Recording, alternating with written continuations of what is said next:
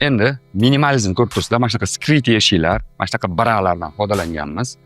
Endi bu yoq rodительская, ya'ni yotoqxona. Bu yoqda mana ayollarimiz pardoz qilish uchun mana shunaqa mana oynalardan foydalanganmiz. Bu oynani ham klientimiz yoqtiradi, katta bo'lishligini. Mana televizor, mana mягкий, mazza qilib yotadigan divanlar. Can I? Baby.